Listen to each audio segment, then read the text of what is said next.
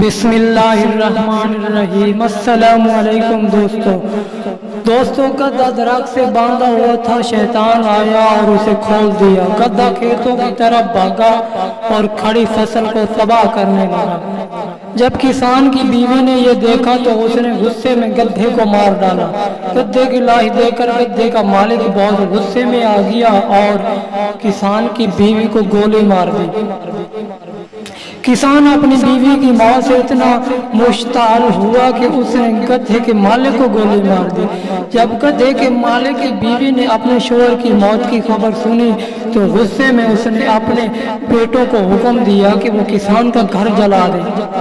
बेटे शाम को गए और माँ के हुक्म को पूरा करते हुए किसान के घर को आग लगा दी। ये सोच कर कि किसान भी घर में जलकर मर जाएगा, लेकिन ऐसा नहीं हुआ।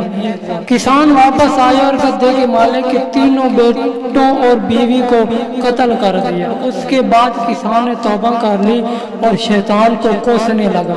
शैतान ने नाराज होते हुए कहा कि मैंने तो कुछ भी नहीं किया, सिर्फ गड्ढे की रस्सी खोली थी। लेकिन सब ने रद्द अमल ज़ाहिर किया।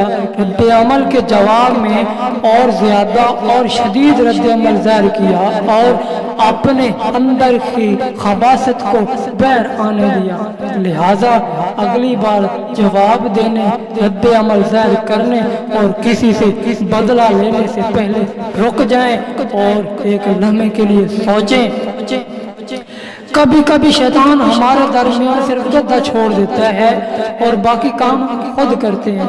रोजाना टीवी चैनल गड्ढे छोड़ते हैं। कोई ग्रुप में गड्ढा छोड़ देता है, कोई फेसबुक पर गड्ढा छोड़ देता है। आप और मैं दोस्तों के ग्रुप में खानदान और पार्टी, सियासत, नजरिया और अकीदे के दायरे में लड़ते रहते हैं। याद रखें, टूटना आसान है, जुड़े रहना बहुत मुश्किल है। लड़ना आसान है, दरगुजर करना बहुत मुश्किल है। जिंदगी का हुस्न मुश्किलात पर काबू पाकर जीने में है।